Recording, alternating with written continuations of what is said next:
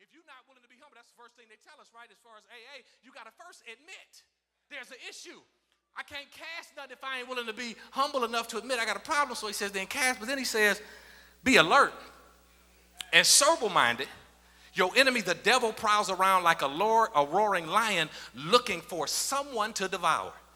Thirdly, if we're going to stand up by stand down, we must be willing to situate our hopes and habits on those things that keep us woke. Let me say that again. We must be willing to situate our hopes, that which I believe, that which I am passionate about, that which animates me and that which gives me life, our hopes, but then also our habits on those things that keep us woke. And I want to add another R and change that whole, the 3 R's that you talk about. I want to change that whole R, those R's up, because I think these are also significant for faith formation and for faith transformation. That our ability to stay woke is rooted in what we read, our relationships, our willingness to research, and our routines. Now let me unpack what I mean. When we talk about reading, I was talking to a young person today in Sunday school who told me as a result of reading something, they gained a level of understanding that now gives them the power not to succumb to their fears. So the significance of staying abreast, because you can read, but it's also about what are you reading? Are you reading those things that open your mind and challenge your imagination? Are you reading those things that help you understand God's plan and purpose for you, while at the same time showing you how God is working in and working through other individuals? What is it that you are reading is still fundamental. That's how you're able to really starve off fear, because if you haven't read and deposited no word in your spirit, when things happen, you automatically get fearful. But if you done made some deposits by reading, then you'll take in the fact that he that hath begun a good work in me shall perform it. Even though that which is around me doesn't look like it, doesn't feel like it, but I believe because I've read it and I've internalized it to the point that I'm going to continue to walk based upon the fact that I believe God has started a good work in me. And although it don't feel like it and don't look like it, I believe that he's going to perform that until the day of Jesus Christ. I can cast all of my cares and my anxiety if I ain't read no word. And read more than the word. I'm always a proponent for reading. Read some Time magazine. Read some Black Entrepreneurship magazine. Read some Black Enterprise. Do some wide reading so that you can offer what? A critical opinion and not just some alternative facts. Anyway, so read. And then,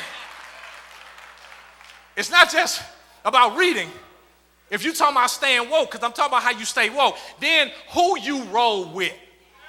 That ain't going to never go out of style anytime. But who are you around? What kind of relationships are you developing?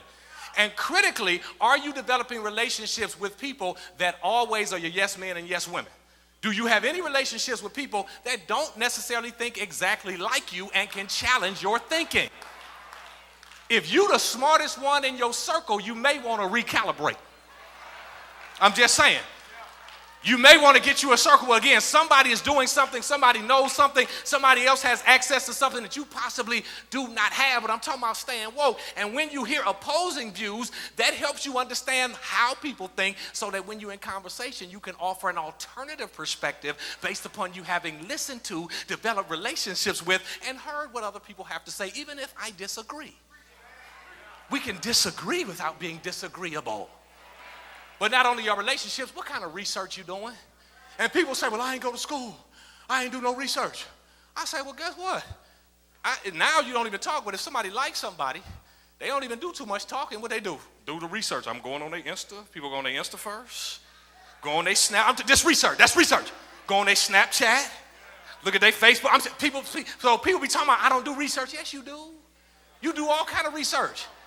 Just like y'all throw these fights up on Snapchat real quick. People do research, try to find out who started the fight or where the fight gonna be. I mean, you do all kind of research over stuff that you want to do research over. I know somebody told me they changed their brakes by going on YouTube and watching the video. You can do some research. And do some other research so that you can, again, have some hardcore evidence. But not only research, routines. If we're talking about staying woke, what kind of routines and habits do you have? And your habits are ultimately going to reveal where you're going to be. I mean, it's, simple, but it's still true. What kind of give us this day our daily bread. And again, what I always talk about is my own personal daily bread, which is 3 things that we do every day. 1, have I spent time in God's presence? Phone call, email, card, text, outside? Secondly, have I done anything to contribute to the betterment of somebody else's life? Have I given a hug? Have I given money? Have I given a card? But then thirdly, have I done anything to feed my divine imagination and my creative passion or my divine gift? Now that's my daily bread. Now those are habits and routines I seek to develop every day. Why? Because I know I'm going to encounter opposition, and if I haven't committed myself to my habits, if I haven't been reading, if I haven't been doing my research, then I don't have nothing to fight with. So when we talk about people who did that, Malcolm X was still one of my favorites. Why? Malcolm only slept for 4 hours a day. His brother said, you're dealing with somebody who was up about 20 hours a day, read 5 or 6 newspapers every day, constantly was reading. Why? Because he constantly had to offer a very insightful and a very cryptic analysis of what was going on. But then those of us who've seen Hidden Figures, I'm just talking about folk who doing stuff to make sure that they stay woke.